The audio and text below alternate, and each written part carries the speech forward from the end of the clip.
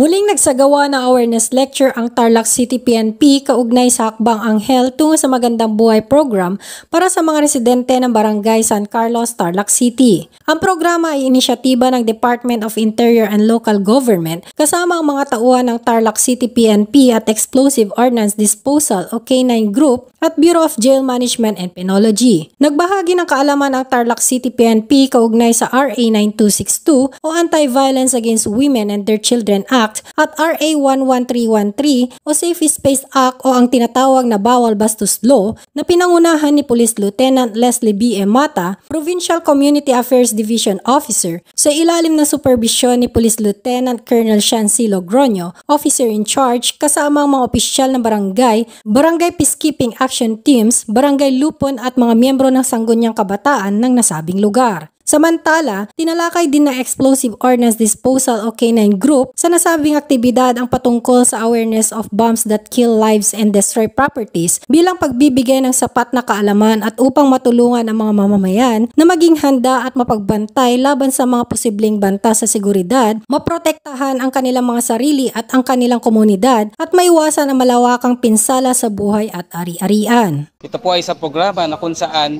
kinakapacitate po natin ang ating mga partner barangay officials and other community members dito po sa Barangay San Carlos. Ang programa po ng Angel Barangay syempre ay in partnership with the City Government of Tarlac, kasama din po ang ating Liga ng mga Barangay Tarlac City Chapter.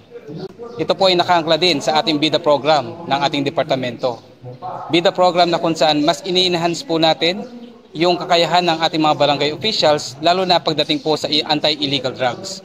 Nagkakaroon din po tayo ng pagtaas ng awareness kung ano nga po ba yung epekto ng anti-illegal drugs lalong-lalo na sa mga kabataan.